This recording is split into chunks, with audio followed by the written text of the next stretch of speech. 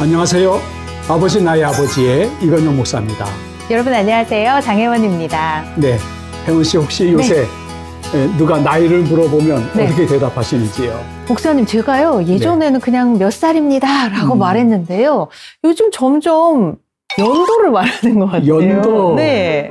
그게 나이를 밝히기 싫어서 그런 것은 아니죠? 그런 건 아닌 것 같은데요. 이제 나이가 많아지니까 세마는 게 좀 복잡해지면서 그냥 손쉽게 제가 태어난 연도를 말하곤 해요. 맞습니다. 네.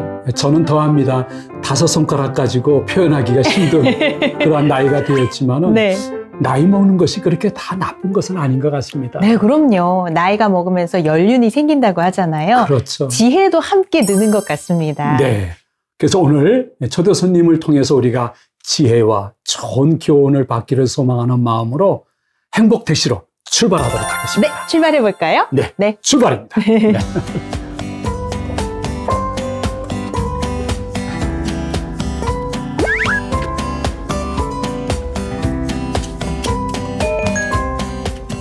행복 택시 16번째 운행을 시작하겠습니다. 네, 출발합니다.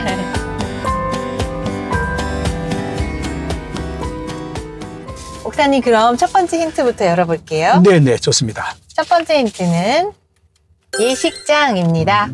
예식장. 목사님, 예식장에서 결혼하셨나요? 그 시대의 예식장? 아이고, 저는 그냥 교회에서 했어요. 아, 그렇죠. 기독교인들은 교회에서도 많이 하죠. 그렇죠. 네. 옛날 예식장 분위기는 아주 눈에 선합니다. 네, 그거 뭐라 그러죠, 목사님? 용 아니고 이렇게 떨어지는. 그런 용 비슷하죠. 네네네. 그거하고 조금 지금 생각하면 너무 촌스럽지만은 그럼에도 불구하고 제 마음속에는 좋은 추억으로 있습니다. 아무래도 한 커플의 시작을 열어주는 곳이니까 그곳이 어떤 곳이든 좋은 추억으로 남을 것 같은데요. 그러면 오늘 초대 손님은 예식장과 관련된 분입니다. 그럴 것 같습니다. 신혼부부신가요? 아니면 예식장과 직간접적인 어떠한 사역을 하시는 분이시든지 그렇겠네요. 예식장의 주인이실까요? 그것까지는 모르겠습니다. 네, 두 번째 힌트를 열어보겠습니다. 두 번째 힌트는 가업입니다. 가업이라면 아버지가 하는 일을 아들이 이어받는 것을 가업이라고 하는데요. 네.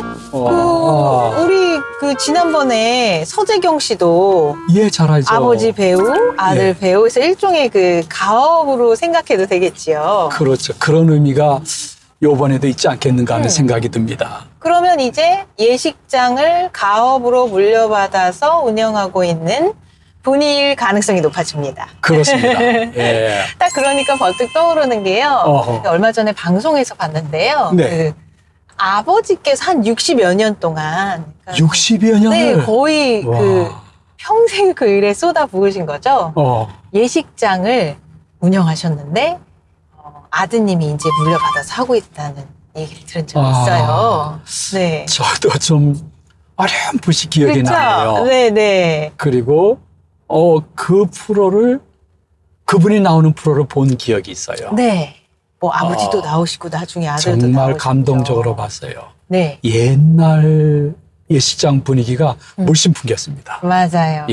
근데 이제 아버님은 제가 소천하셨다고 들어서 오늘은 이제 아드님이 나오시는 게 아닐까, 가업으로 물려받으신. 귀한 아드님이네요. 세 번째 힌트를 보면 더 정확해지겠네요. 세 번째 힌트는 무료입니다.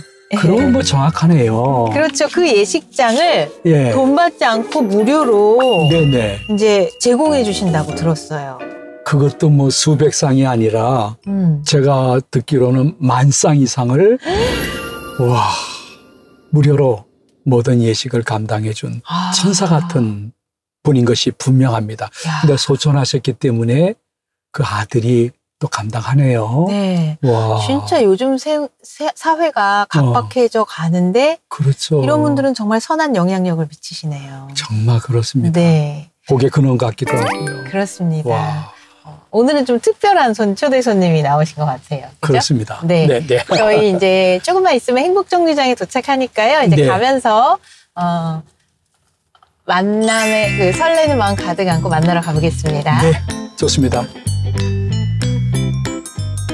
쉽지는 않은데 요새. 네, 뭐 쉽지 않더라도 네네. 예, 기대하시는 분들도 많고 해서 예, 뭐 많은 분들이 그렇게 좀 관심을 가지고 계시니까 제가 뭐 소홀히 해서는 안 되겠다 이런 생각을 뭐 계속 하고 있습니다. 고생하셨습니다. 감사합니다. 네. 공원이 참 예쁘네. 여기서 사진 찍어도 예쁘게 잘 나오겠다. 아, 여기가 행복정류장이네.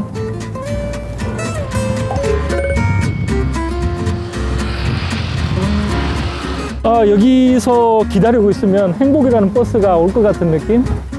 예, 좀 행복해질 것 같은 그런 느낌이 드네요. 자, 이제 행복정류장 거의 다 온 것 같습니다. 네. 예. 저희가 상상하고 있는 목사님과 제 머릿속에서 계시는 그분이 예, 예. 맞으실까요? 뭐 맞을 듯한 느낌이 더 많습니다. 네.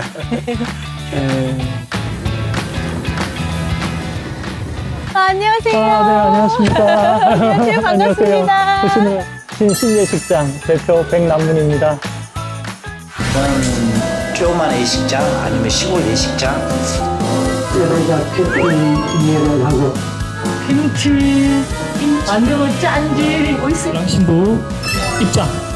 히히히 소리 내서 히히히. 네, 아주 좋아요. 오늘 먼 곳에서 오시느라 고생 많으셨겠어요. 우리 둘이 오면서 네. 막 추리를 해봤거든요. 네. 근데 백 대표님이다 생각했는데 딱 맞았네요, 그냥. 아버님 모습이 그대로 있으시거든요. 네, 그런 얘기 많이 듣습니다. 네. 목소리도 똑같다. 그러고. 거의 아버님이에요. 예. 제가 방송국으로 네. 제 차로 모시도록 아, 네, 하겠습니다. 감사합니다. 목사님께서 직접 운전해 주세요. 네네. 여기 이제 오시죠. 이 차. 네. 예. 자, 편안하게 모시겠습니다. 아, 네, 감사합니다. 들어가시죠. 예.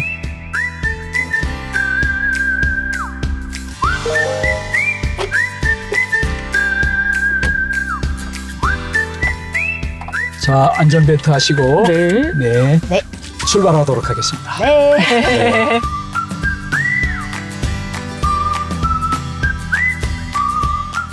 네. 아니, 무척 바쁘시다고 들었는데요. 오늘은 그래도 예식이 일정이 잡혀있지 않았나 봐요. 아, 네. 네. 다행히 오늘은 일정이 없어서 네. 예, 올라오는데 뭐 부담 없이 왔습니다. 아유, 아이고. 다행히 저희가 이렇게 편안히 녹화할 수 있게. 또 너무너무 우리 감사합니다. 신랑 신부님께서 일정을 안 잡아주셔서 다행이네요. 네. 예.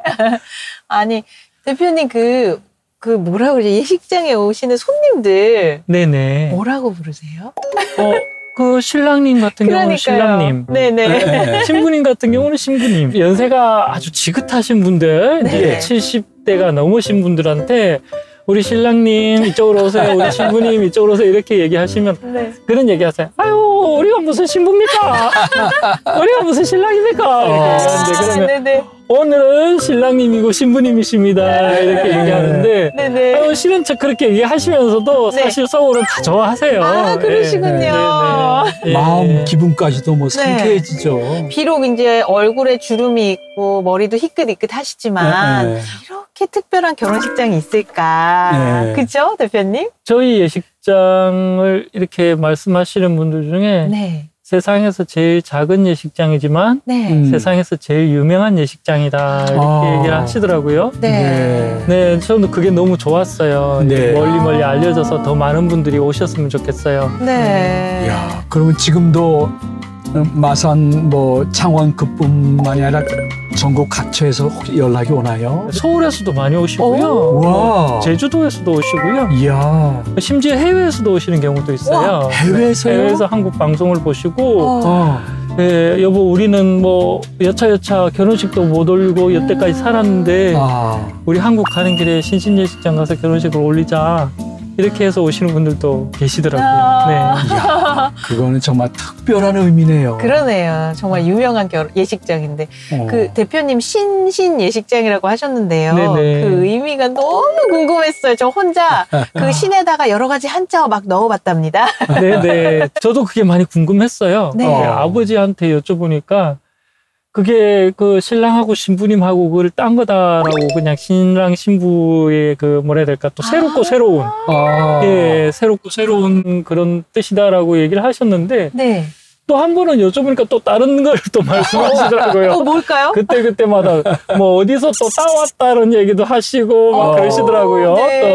또, 네, 다양한 견해가 있네요. 네, 아버지가 네. 어느 게 진심인지 안 알려주고 가셨어요. 진짜요? 네, 그래서 그게 참 이제 영원히 예, 제가 한번 꼭 밝혀보도록 하겠습니다. 네. 네. 너무 궁금한데요. 아유, 저는 그냥 신랑 신부의 신신. 네, 그게 네. 맞는 것 같아요. 귀에 네. 쏙 들어오네요. 네, 네. 그렇네요, 진짜. 너무 예쁘네요. 신신 예식장이요. 네. 네. 근데 이 예식장이에요, 대표님. 네. 뭐 저희 많이 좀 이제 알려졌지만 무료잖아요. 네, 그렇습니다. 그럼 정말 완벽히 무료인가요? 저희가 이제 무료로 제공해 드리는 거는 어떤 네. 거냐 이제 신랑 신부님 오시면 메이크업 하시고 머리 손질 하시죠. 네. 네. 그것도 무료고요. 네. 그다음에 드레스 와. 예, 무료로 제공을 해 드립니다. 그리고 이야. 신랑님 턱시도 네. 예. 사회나 주례 이런 것도 다 해 드립니다. 해 와. 드리고 세상에. 결혼식에 들어가는 건 모든 거 사진 촬영도요? 그거는 이제 돈을 받는데 촬영비를 받고 네. 이제 그걸로 저희가 생존을 하고 있습니다. 그렇죠. 그렇죠. 생존을 하고 그러셔야죠. 있는데 당연하죠. 네. 네, 그 결혼식 전반에 들어가는 건 물론 저희 돈을 안 받고 아버지도 그동안 운영해 오셨고 이야. 지금도 그렇게 하고 있고요. 이제 웨딩 촬영은 손님 형편에 맞춰서 하세요. 네. 그러니까 예를 들어서 우리 너무 힘들고 가난하다. 저희는 뭐 사진 3개 정도, 액자 3개 정도 제작이 필요하다. 그것만 하겠다. 앨범도 필요 없다. 이렇게 하시면 네. 결혼식 총 비용이랑 웨딩 촬영 비용이랑 다 해서 20만 원 정도로 와. 결혼식도 하고 웨딩 촬영까지 하시고 있어요. 와. 그리고 우리는 앨범도 하나 만들래.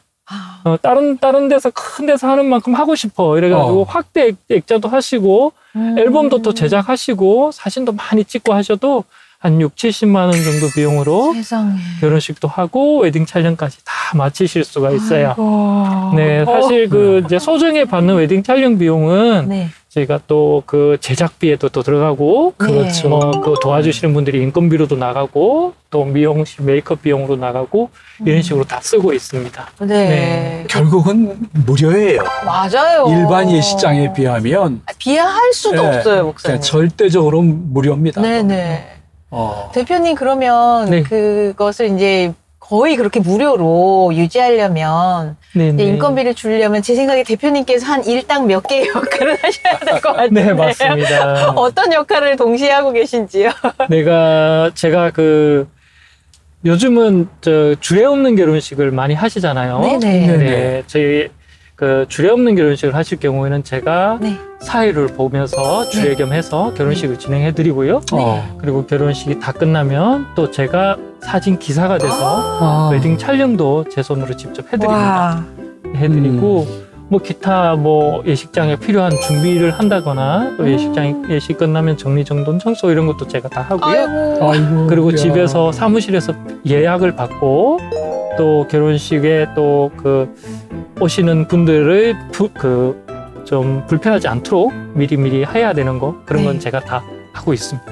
이야. 이게 뭐예요? 일당 한 몇 개인지 모르겠어요, 목사님. 일당 5개 뭐한 정도 7, 넘었어요. 8인역?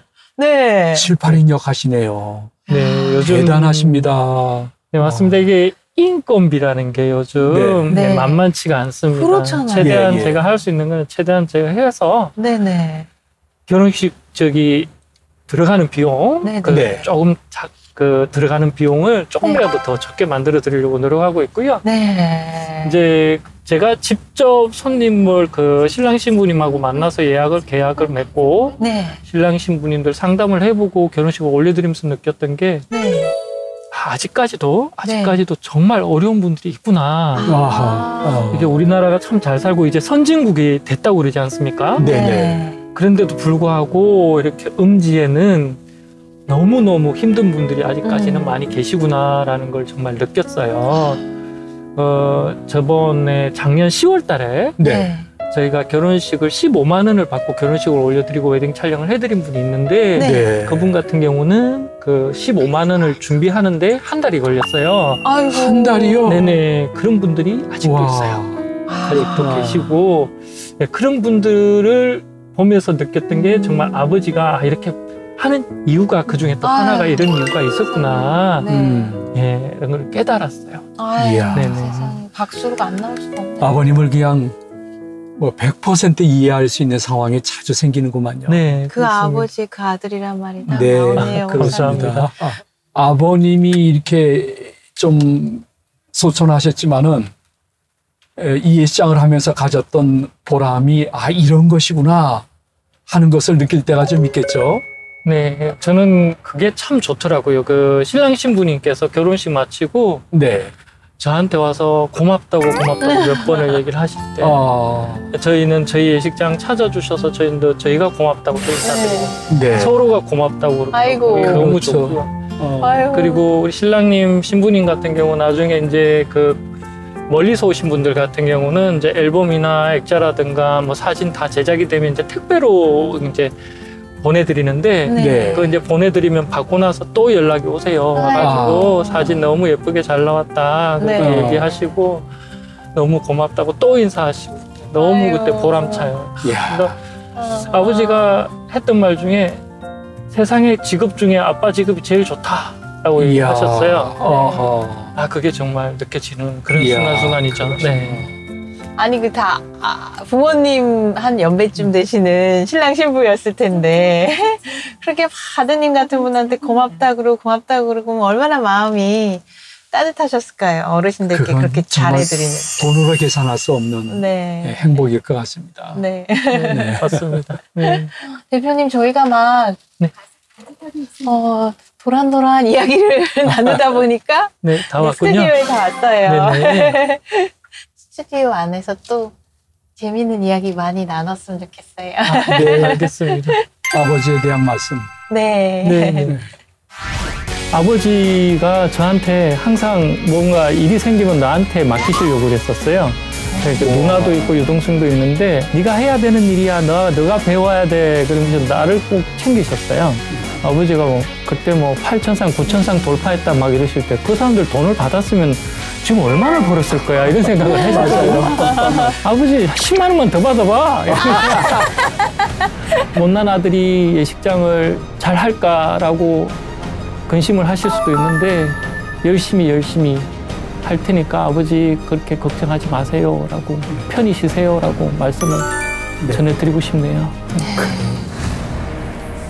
아버지 나의 아버지 오늘은 신신예식장을 운영 중이신 백남문 대표님 모시고 아버지와 또 나눔에 대한 이야기까지 함께 나눠보겠습니다. 대표님 저희 행복택시로 이미 함께 이렇게 이야기 나누면서 왔지만 또 이렇게 스튜디오에서 뵈니까 또 새롭네요. 좀 떨리는 건 똑같고요. 하지만 네, 좋은 말씀 많이 해주셔가지고 용기를 얻었습니다. 열심히 해보겠습니다. 네, 감사합니다. 그 아버님이 이제 신신예식장을 먼저 시작하셨잖아요.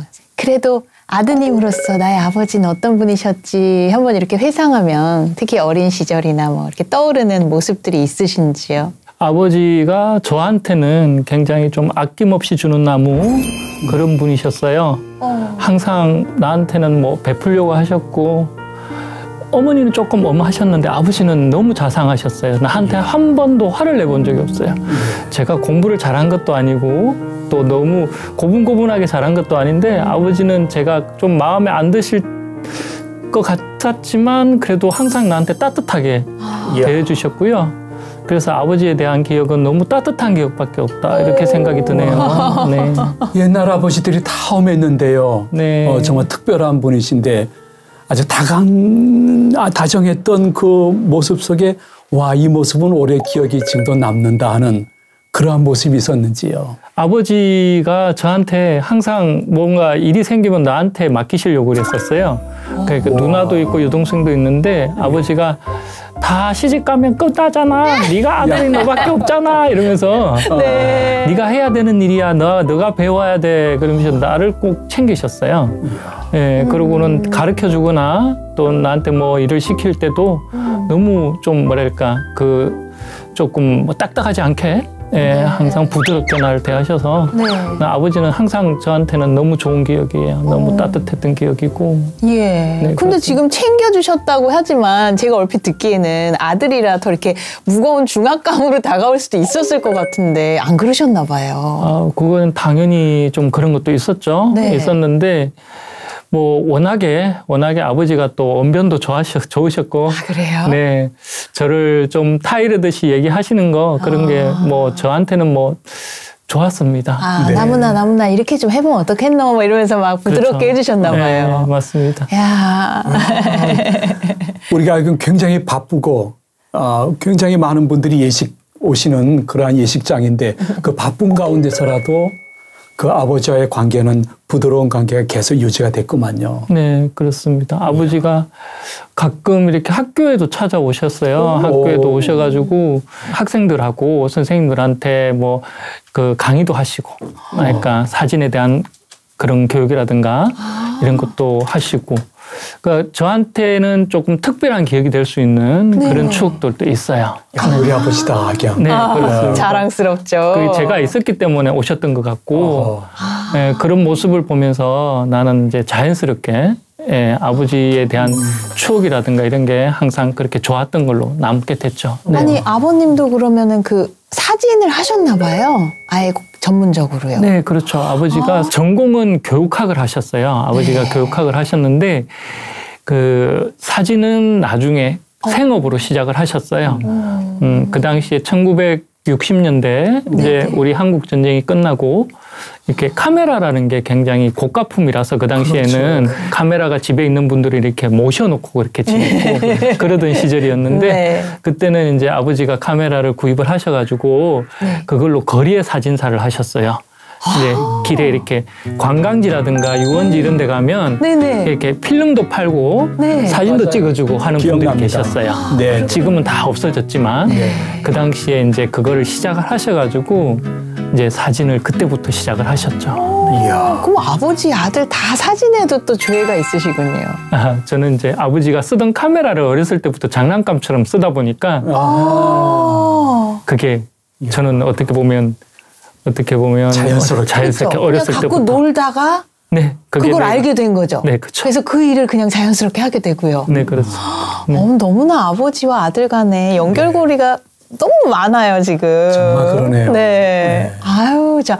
근데 대표님, 제가 궁금한 게요. 네. 이 신신 예식장을 아버지가 이제 처음에 운영하실 때 그러니까 언제쯤부터 내가 무료로 해야겠다 이런 무슨 계기가 좀 있으셨나요?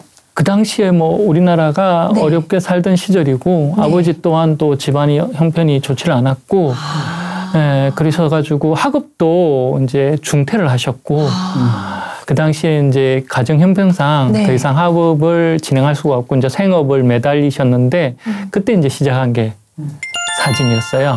네. 네, 길거리에 사진을 찍다 보니까 이런 분들을 만나게 되는 거예요. 형편이 어려워가지고 결혼식을 못 올리고 사진만 남기려는 분들. 그러니까 결혼식을 뭐 하객분들을 모셔서 예식장에서 결혼식을 올릴 형편은 안 되고 그러다 보니까 아버지가 생각을 하신 거죠. 아, 이분들을 결혼식을 올려드려야 되겠다. 이분들을 결혼식을 올려드린 다음에 사진을 찍어주면 이분들도 좋고 나도 좋겠다라고 생각을 하신 거예요. 그래서 계속 저축을 하셔가지고 결국은 건물을 하나 사셨어요. 대단하십니다. 네, 그래서는 그때부터 그게 신신 예식장 네, 건물이에요? 그게 시작이었습니다. 그게 시작이었고 신신 예식장이 그래서 1967년에 개업을 해서 올해까지 지금 56년째 네. 지금 운영을 하고 있습니다. 목사님, 돈 열심히 힘들게 벌어서 모아서 나 잘 되거나 내 자녀, 가족 잘 되게 하려고 그러지 누가 남을 위해서 돈을 막 그 범상치 않은 사람이. 정말 범상치 않고요. 네. 마음속에는 이미 본인이 사진을 찍으면서 수입을 얻고 있지만은 나눔과 섬김의 마음이 계셨던 아버님이에요. 감사합니다. 아니 또 제 생각에는 이미 태어났을 때부터 60년이니까 아버지께서 그 신신 예식장 일을 하고 계셨을 거 아니에요. 네, 그렇죠. 그럼 난 태어나 보니까 이미 아버지가 운영하는 예식장에 있어서 네, 그렇습니다. 거기서 맨날 가서 놀고 아버지 일하시는 거 보고 놀이터였을 것 같아요, 제 생각. 제가 그 예식장에서 손님들 사이에 뛰어다니고 있으면 네. 손님들이 그렇게 얘기를 하세요. 이 집의 아들인 줄 모르고, 야, 너는 누구 집 아들이니? 그 하객분들 중에 아들인 줄 알고, 그렇겠네. 야, 누구 집 애기니? 이러면서, 신랑 측이니, 신부 측이니? 그리고, 그러면, 아, 저 누구 집 아들 아니니? 하고 막 하객분들이 이제 그런 얘기를 많이 들어서, 여기 우리 집인데요? 이러면서 지나가고 그랬던 기억이 아니, 나네요. 그 사랑하는 연인이 부부가 되는 그런 모습을 매일 보고 자란 백남문 대표님은 참 어린 시절에 좋은 영향을 받았을 것 같아요. 제 생각에는. 어렸을 때는 그냥 천진난만하게 놀기만 했었고. 놀이터였죠. 네, 그리고 이제 그 좀 의미를 알게 되고 아버지의 그 뜻을 알게 되고 한 건 이제 좀 나이가 들어서 이제 우리 집이 이런 집이었구나. 그렇구나라고 깨달은 건 이제 철이 좀 들었을 때죠. 근데 아버지께서 그 예식장 안을 다 직접 꾸미셨다고 또 들었어요. 어느 정도까지 손수하신 건지 너무 궁금하거든요. 아버지가 이제 전체적인 거는 이제 그 시설을 하시는 분들이 하신 거고, 네. 이게 세월이 지나면서 이렇게 뭐 10년, 20년, 30년, 40년 세월이 지나면 이렇게 그 노후화 되잖아요. 그렇죠. 그런 부분을 아버지께서 직접 고쳐 나갔죠. 고쳐 나가다 보니까 어떻게 보니까 다 아버지 손때가 다 묻어 있어요. 네. 모든 데 다. 이것도 아버지가 한 거고, 저것도 아버지가 한 거고, 이것도 아버지가 단 거고, 다 아버지가 한 거가 돼버린 거죠. 아버지가 한평생을 거기서 손수 만지면서 살아왔기 때문에. 그래서 지금 만약에 어떻게 리모델링을 한다고 하더라도 너무 아쉬울 것 같아요. 아버지의 그 흔적들이 저한테는 너무 소중하기 때문에. 그러게요. 네. 맨날 일하는 장소 전체가 다 아버지 숨결? 어쩌면 아버지 향기도 남아있을 것 같고요. 네, 맞습니다. 모든 게. 근데 그게 너무나 행복하실 수도 있지만 때로는 또 버거우실 수 있다는 생각도 저는 문득 들어요. 버거운 건 아니고 좀 무게감을 느끼죠. 무게감이 느끼죠. 그러니까 집에 나갔다 들어오면 아직 아버지가 계실 것 같고. 아이고. 왜 예식장의 문을 열게 되면 그 안에 아버지가 일을 하고 계실 것 같고. 그렇죠. 계속 이게 그 모습이 보여지고 느껴지고 막 이러니까 그 아버지의 존재감, 무게감 이런 게 아직도 나한테 있죠. 있는데 그게 뭐 마이너스지는 않아요. 그게 나한테는 이제 계속 좀 약해지고 할 때마다 용기가 되고 힘이 되고 그 아버지의 모습에 내가 겹쳐지면서 그 아버지가 못다 이룬 꿈이 있다면 내가 100살을 살고 100살부터 여행을 다니면서 여생을 보낼 거다라고 얘기하셨는데 100살까지 못 사셨기 때문에 제가 그걸 대신해서 100년을 채울 생각이거든요. 예식장을 100년을 채울 생각인데 그런 결심도 하고 그렇습니다. 아버지 모습 비춰지는 사이에서. 근데 제 개인적인 소견은 지금 뭐 장년이든 중년이든 심지어 일부 젊은 사람도 옛날 모습 그대로 있는 것, 복고풍을 좋아해요. 그래서 획기적으로 그 내부를 바꾸기보다는 그대로 놔두면서 수리하면서 하는 것도 굉장히 독특하고 어쩌면 창작성이 있지 않겠는가 할 정도의 생각이 좀 듭니다. 네, 맞습니다. 네. 그 젊은 분들 와서 옛날 드레스 입고 레트로 촬영. 그렇죠, 요즘. 네, 그렇게 하시고 있고요. 복고가 유행하기도 하니까. 네, 그리고 워낙 예식장이 오래된 예식장이다 보니까 뭐 CF라든가 영화 촬영지로도 쓰이고 있고. 그렇습니다. 그렇네요. 네. 근데 제가 영상을 통해서 아버님을 뵀거든요. 네네. 생긴 게 붕어빵이에요, 아들이. 야, 근데 정말 생긴 것도 비슷하고 또 여러 가지 좋은 추억이 있을 텐데 그중에 정말 생각이 이쪽은 절대 잊혀지지 않는다는 그런 추억이 있는지요.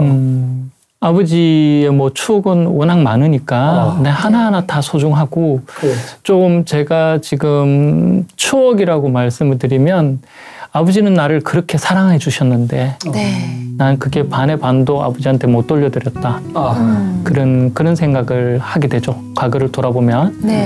그 이제 아버지는 엄청 바쁘셨죠. 엄청 바쁘시고 막 집에 퇴근을 하시면 그냥 피곤해서 막 쓰러질 듯이 피곤해 하시고 그러셨는데 올 때는 집에 전화해서 남문아 뭐 먹고 싶니?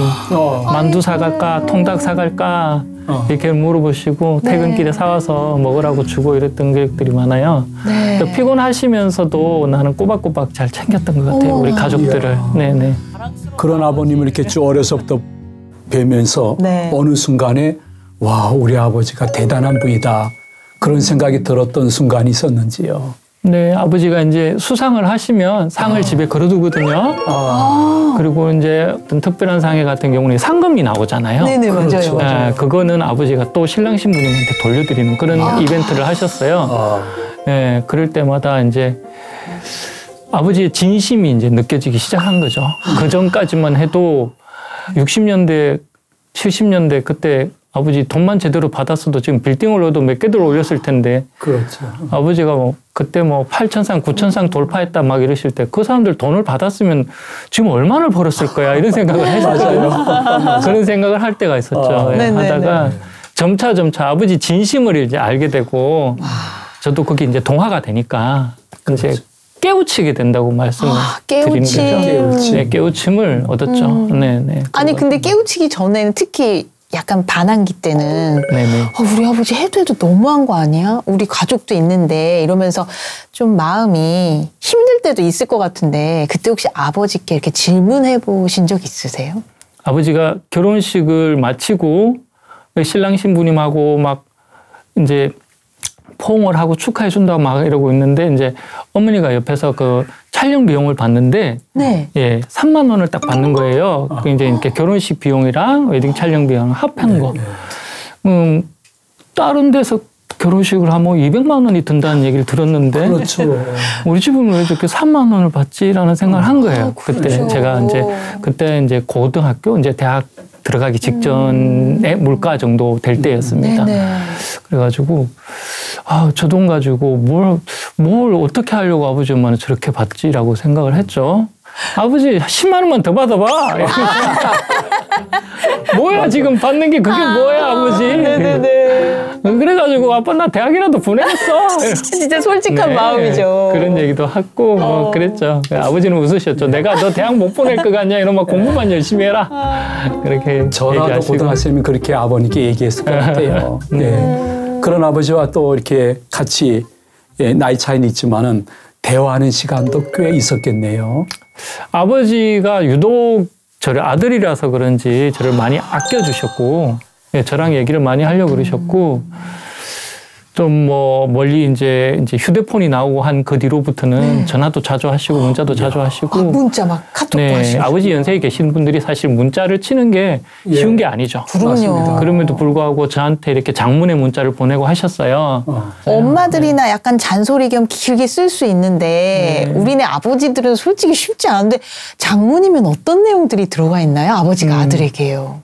뭐 이제 뭐 건강 유의해라 이런 얘기, 또 뭐 만사에 열심히 해라.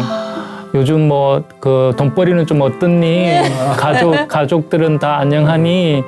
뭐 이런 얘기죠. 뭐 그런 얘기를 많이 써주셨고, 이제 또 언제 또 바쁜데 아빠 좀 도와달라. 아빠 좀 도와줄 수 있으면 좀 도와줘. 이렇게 그런 식으로도 보내주시고 또 격려도 하고 이렇게 하셨어요.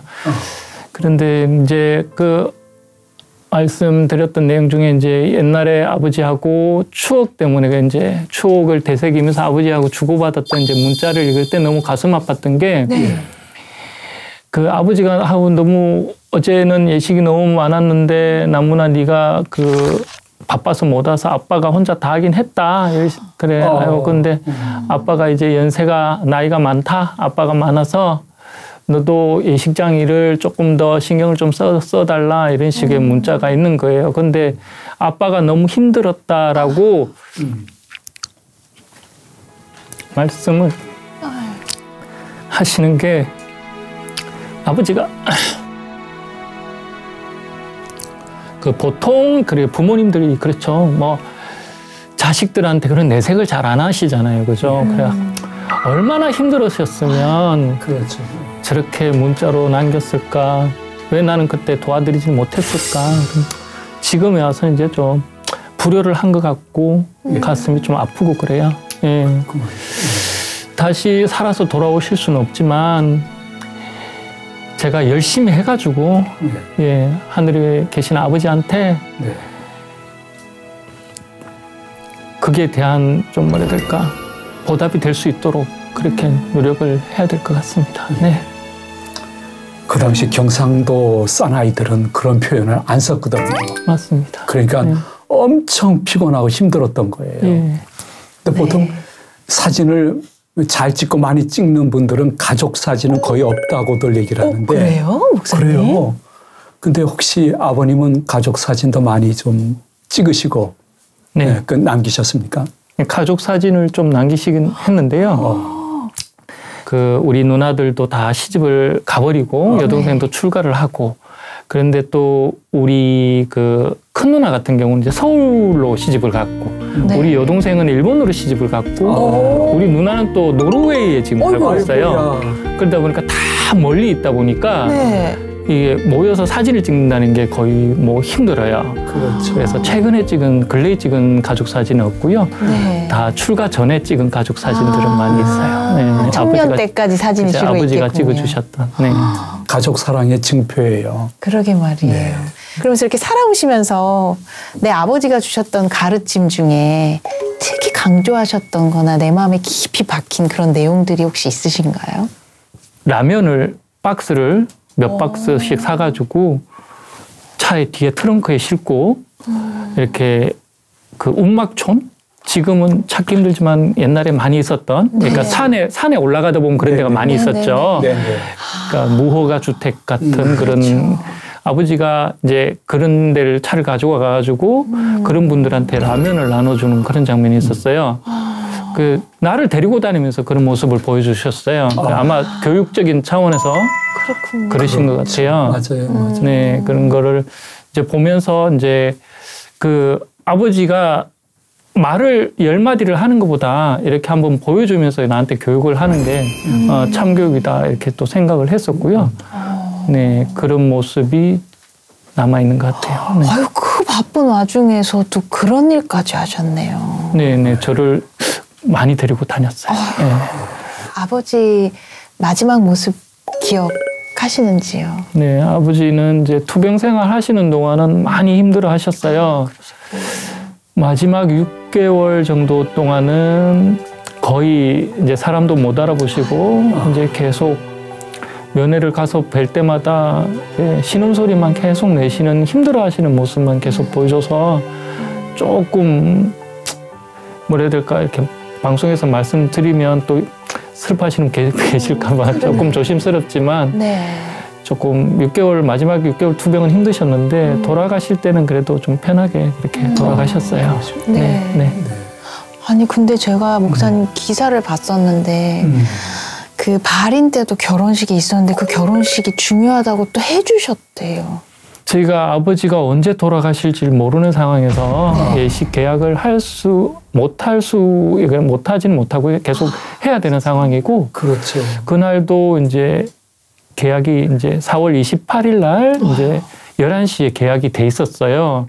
그래가지고 그날 이제 아버지가 돌아가시고 신랑 신부님한테 전화를 걸었어요. 네. 전화를 걸어서 죄송한데 아버지가 돌아가셔서 예식이 있는 날 발인을 해야 된다. 그런데 저희가 계약을 미리 하셨고 준비를 여태까지 하셨기 때문에 예식은 올려드리는데 혹시 시간을 뒤로 조금 늦춰줄 수 있냐 그러니까 신랑 신부님께서 너무 고맙게 시간을 2시간을 더 뒤로 늦춰주셨어요. 그래서 신랑 신부님이 양해를 또 해주시는 그 덕분에 저희가 발인을 마치고 와서 결혼식을 또 올려드릴 수가 있었습니다. 이야. 이 상황에서도 신랑 신부께 고맙게도 이런 말씀을 하시니 너무 고맙죠. 아유 네. 세상에. 그 장례 때도 정말 많은 사랑을 받으신 분들께서 아마 함께 해주셨을 거라 생각이 됩니다. 네. 네. 결혼식을 올렸던 부부님께서 오셔가지고 발인 전날 저희랑 같이 주무시고 아이고. 네. 그 다음날 그 추모공원까지 다 가서 다 바치는 거 다 보고 가시고 그렇게 하셨어요. 감사함을 그렇게 표현하셨군요. 예, 너무 고맙고 그 뒤로 또 연락을 주신 분들도 계시고 예, 또 조의금을 또 보내주셔서 또 그런 분들 너무 또 감사하고요. 그 후에 소식을 듣고 집에 찾아오셔가지고 같이 또 슬퍼해 주시고 애도해 주시고 네. 예, 그런 분들도 또 계셔서 너무 또 너무 감사하다는 말 전해드립니다. 네. 그러한 모습, 그러한 소식을 이렇게 들으면서 마음속에 아들로서 어떤 새로운 예식장을 향한 각오가 혹시 있었는지요? 네, 뭐 각오는 그럴 때마다 또 하고 있고요. 네, 열심히 해야 되겠다. 네, 열심히 해야 되겠다. 이거를 소홀히 해서는 절대 안 되겠다. 그렇구나. 이게 나만의 예식장이 아니고 이게 온 국민의 예식장이 된 느낌이고 나를 바라보는 눈이 많다. 그렇죠. 그런 분들한테 어떻게 보면 나는 무언의 약속을 했고 그 약속을 지켜나가야 되겠다. 그런 각오를 하는 거죠. 네, 항상 새롭게. 네. 부담감이지만은 정말 거룩한 부담감입니다. 너무 멋있는 부담감을 갖고 계시는 것 같습니다. 네. 그래 쭉 하시면서 그래도 이건 너무 좀 힘들다 하는 그런 순간도 혹시 있는지요? 이제 조금 뭐라 해야 될까, 이게 예식장이 오래되고 낙후되다 보니까 이제는 조금 손님을 모시기에 약간 미안할 정도가 됐습니다. 56년, 57년이 된 시설이다 보니까 이제 좀 죄송스러워가지고 좀 고쳐야 되겠다. 조금 부분 손을 좀 봐야 되겠다. 이렇게 생각이 들 때 조금 그렇고요. 그거를 이제 손님들이 근데 오셔가지고 이거 옛날 풍 나서 좋다 이렇게 얘기하셔서 또 고맙기도 하고요. 예. 정말 보람도 느끼지만은 굉장히 뭐라 그럴까요? 마음속에 아버님의 이 가업을 이어가는 내가 자랑스럽다는 생각이 좀 들 때도 있겠네요. 맞아요. 예, 맞습니다. 제가 이제 얼마 전에 이제 우리 초등학교 동창회에 나갔다가 이제 나문이가 동창회장 한번 해라 이렇게 해가지고 동창회장이 됐는데 예, 그 동창회장을 하는 것도 나문이는 이제 마산의 자랑 아니니? 마산의 자랑. 이제 네가 이제 우리 초등학교도 빛내줘 막 이러면서 그렇게 애들이 또 해가지고 동창회장이 됐어요. 동창회장이 됐는데 그렇게 하면 또 나는 그게 또 자랑이기도 하지만 또 막대한 또 책임감도 있지 않습니까? 열심히 해야 되겠다. 각오도 또 새롭게 다지고 그렇습니다. 아버지께서 그러셨잖아요. 네가 아니면 누가 하노 아까 그러셨는데 그런 얘기 들었을 때 글쎄 처음에는 마음이 어땠을지 저는 궁금해요. 그게 단순간에 결정이 된 게 아니고 아버지가 제가 어렸을 때부터 꾸준히 제가 성인이 된 이후도 꾸준히 말씀을 해오셨던 거예요. 단계적으로. 세뇌가 된 거죠. 세뇌가 돼가지고. 아버지의 작전이었던 것 같아요. 작전이었습니다. 오랜 시간 동안 공들인 작전에 제가 넘어갔다고 보면 되겠죠. 그래서 어느 일순간에 결정된 건 아니고 아버지가 이제 시름시름 이렇게 연세가 들어가시다가 돌아가신 게 아니고 갑자기 쓰러지는 바람에 제가 갑자기 예식장을 맡게 되는 과정에서는 이제 어느 정도의 결심은 있었어야 되죠. 그때는 이제 제가 하던 생업하고 예식장하고 두 개를 같이 하니까 너무 힘드니까 하나를 선택해야 되는 그 기로에서 이제 예식장으로 마음을 기울고 그렇게 된 거는 그 아버지가 그동안 꾸준히 얘기해왔던 그런 마음이 있었기 때문에 그렇게 된 거예요. 아버지께서는 제가 볼 때 돈이 아니라 본인이 삶 속에서 느낀 가장 큰 행복을 아드님한테 물려주고 싶으셨던 것 같아요. 네, 맞습니다. 그렇죠. 네가 직접 해보면 알 거다. 아빠가 아무리 얘기해도 못 느끼는 걸 네가 해보면서 느끼게 될 거다라고 얘기하셨는데 그 말이 딱 맞았어요. 증명됐나요? 완전히 증명이 됐죠. 100%요? 그렇죠. 그냥 아버지가 바쁠 때 와서 도와주고 돌아갈 때는 다른 게 없었는데 모든 처음부터 끝까지를 다 하면서 이제 신랑 신부님들을 하고 인간 대 인간으로서의 이제 인연이 생기는 거죠. 그 인연이 생김으로써 거기에 이제 모든 게 이제 거기서 오더라고요. 그 인연에서 그 신랑 신부님이 내가 이 두 분을 부부로 만들어 드리는 과정에서 그 인연이라는 게 오면서 그게 완전히 틀려진 거죠. 평생 갈 인연이죠. 네, 그렇습니다. 정말. 이렇게 노력하시는 아들의 모습을 보시면서 아버지께서는 어떤 말씀을 하실 것 같으세요? 아버지가 대견하다, 잘하고 있네, 이렇게 얘기하시겠죠. 하시면서도 내가 살아있을 때도 좀 잘하지 그랬어? 이렇게 얘기하실 것 같아요. 아마, 제 후회에 섞인 넋두리일 수도 있는데 그 아버지가 하신 말씀이 귀에 좀 계속 맴도는 것 같습니다. 말씀을 쭉 들으면서 느끼는 게 야, 나눔이 채움이구나. 그런 생각이 들었어요. 정말 큰 뭐 보람 혹은 수익 없이 나눴는데 그 채움이 유무형적으로 아버님이나 아들 때 이렇게 열매가 맺혀지는 것을 보면서 마음이 그냥 감동입니다. 네, 그렇죠. 어떻게 보면 숙제고, 네. 어떻게 보면 나한테 무게감 있는 그런 어떻게 책임감을 가져야 되는 그런 걸 주셨기도 하지만 또 한없는 기쁨을 또 주신 것 같기도 하고 인생의 보람이라는 걸 느낄 수 있는 그런 계기가 되는 그런 선물을 주신 것 같기도 하고 예. 아버님하고 얼굴도 닮으셨지만 혹시 뭐 습관이나 태도 이런 것도 야 이게 내가 아빠 닮았네 하는 것이 있는지요? 제 엄마가 얼마 전에 그러더라고요. 제가 엄마가 이렇게 설거지를 할 때 이렇게 제가 설거지를 할 때 엄마가 보고 아빠가 설거지하는 거랑 똑같이 한대요.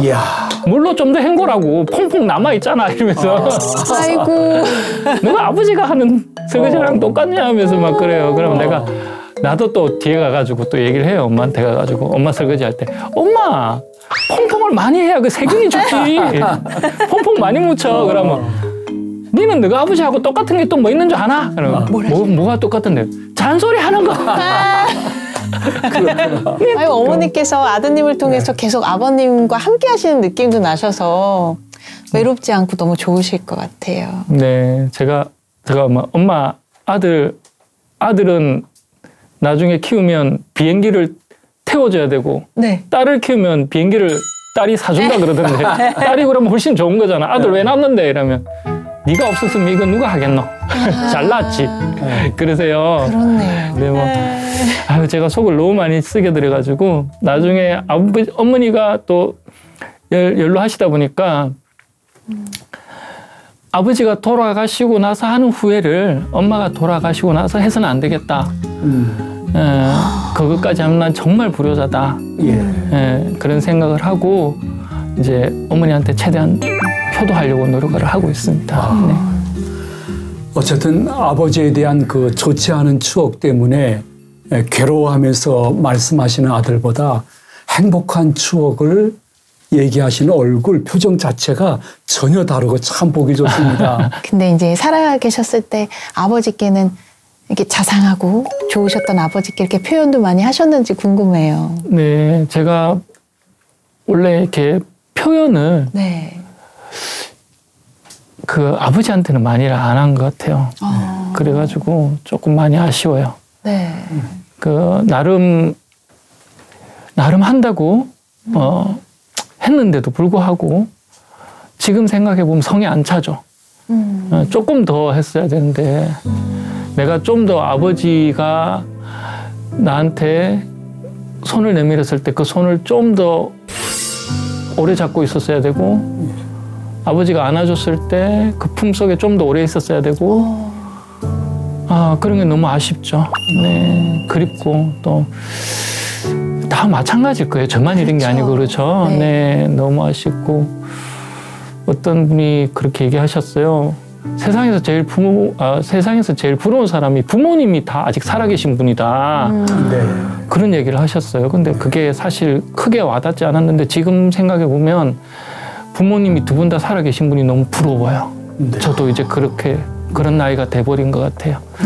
어머니한테 잘해야 되겠죠? 네, 그렇게 열심히 성실하게.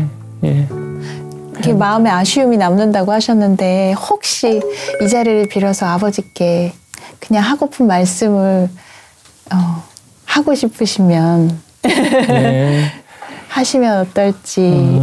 아버지가 돌아가시기 얼마 전에 저희 둘째 누나가 투병 중에 세상을 떠났어요.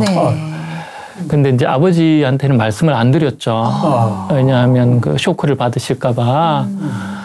그래, 이제 둘째 누나가 돌아가시고, 세상을 떠나고, 이제 얼마 안 있다가 또 아버지가 돌아가셔서, 지금 이제 추모공원에 가면, 이제 낙골당에 같은 방에 있어요, 아버지랑 해서. 그래서 지금 하고 싶은 얘기는 아버지하고 누나하고 이제 만나셨을 텐데, 아버지가 너 여기 먼저 와 있으면 어떡하냐 이런 얘기 하실 것 같은데, 말씀 못 드려서 너무 죄송하고, 제가 불효를 했다는 마음이 어떻게 보면 또 앞으로 잘해야 되겠다는 긍정적인 에너지로 바꿔서 열심히 할 테니까 아버지는 걱정하지 마세요. 못난 아들이 예식장을 잘 할까라고 근심을 하실 수도 있는데 아버지가 성실히 해라. 그 성실이라는 그걸 갖다 가슴에 꼭 새기고 열심히 할 테니까 아버지 그렇게 걱정하지 마세요라고 편히 쉬세요라고 말씀을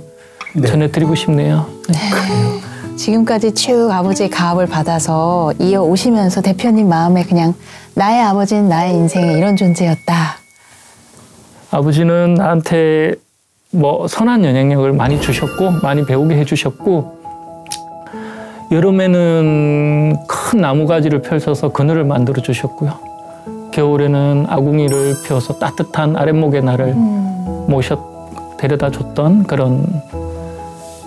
그런 아버지의 모습 속에서 나는 이제 사랑을 또 배웠고 그래서 내가 지금 예식장을 계속 할 수 있는 원동력이 또 됐고 그걸 갖다가 나도 계속 그 소중한 자산을 앞으로도 계속 유지를 해야 되겠다.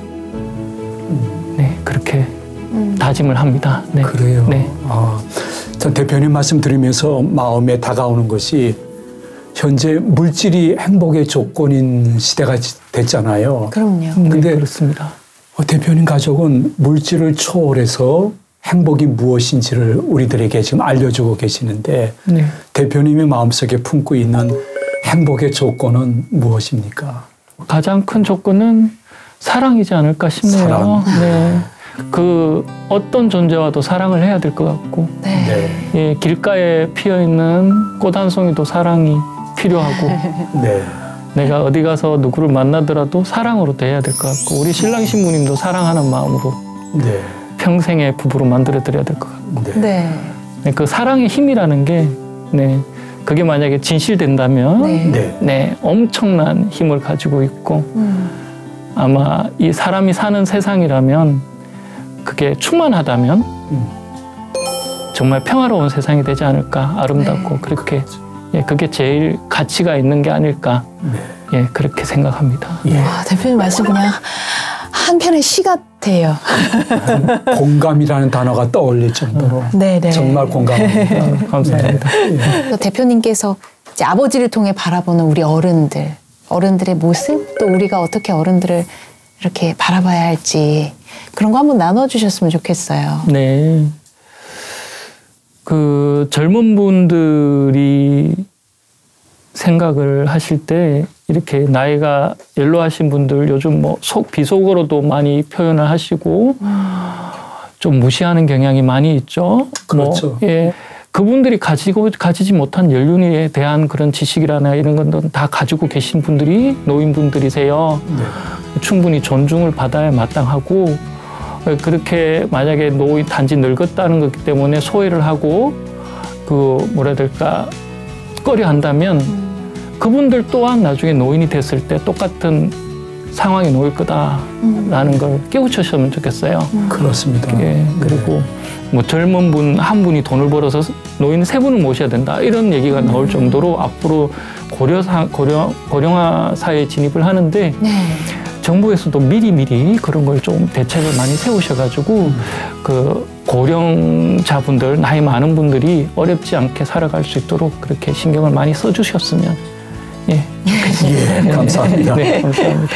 오늘 멀리 마산에서 이렇게 오신 것도 감사한데 우리 시청자님이나 우리들에게 가슴에 꼭 새겨야 될 여러 가지 말씀을 주셔서 진심으로 감사를 드립니다. 제가 너무 좋은 말씀 많이 들었고요. 네, 여기에 오면서 그 KTX를 타고 올라왔는데 올라오는 시간이 짧게 느껴질 정도로 많은 감회가 있었습니다. 네. 특별히 또 제가 그 아버지에 대한 그런 감정, 생각, 추억 이런 거를 되새길 수 있는 기회를 주셔서 너무 감사하고요. 예, 그래서 오늘로서 또 제가 또 새롭게 태어난 것 같고, 네, 또 많은 또 깨우침을 또 얻는 것 같고, 내 스스로 또 많은 걸 갖다가 자각을 한 것 같습니다. 그래서 너무 감사하고요. 저희만 마음껏 받은 시간이 아니었네요. 네. 이렇게 좋은 기회를 주셔서 너무 감사하고요. 네. 앞으로도 좋은 방송 많이 만들어 주시고 조금 소외된 곳, 사랑이 또 필요한 곳 이런 곳에 많이 다니시고 그래서 좀 더 밝은 사회가 될 수 있도록 많은 힘써 주시면 너무 감사하겠습니다. 예, 감사합니다. 감사합니다. 네. 감사합니다. 네, 오늘은 아버지 나의 아버지의 신신 예식장 백남문 대표님과 함께 귀한 말씀을 나누었습니다. 나는 백 대표님을 보면서 느낀 것이 좋은 아버지를 모시고 있다는 것이 진정 돈을 떠나서 자녀들에게 행복이라는 것을 느끼게 되었습니다. 시청자님들도 마음속에 나는 어떠한 아버지가, 나는 어떠한 어머니가 될 것인가 한 번쯤 묵상하는 좋은 저녁이 되었으면 좋겠습니다. 네. 아낌없이 주는 나무 같다고 하셨는데요. 네, 그 아낌없이 주는 나무 같은 아버지에게서 받은 사랑을 주변 사람들에게 전파하고 계셔서 저에게 많은 감동을 주신 대표님 참 감사합니다. 네, 감사합니다. 수고하셨습니다. 네, 감사합니다. 진심으로 박수를 전합니다. 네, 감사합니다.